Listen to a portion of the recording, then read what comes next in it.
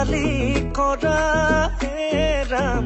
কৈ কৈ ধেমালি কৰা এই জীৱনৈ কিনো শিকালা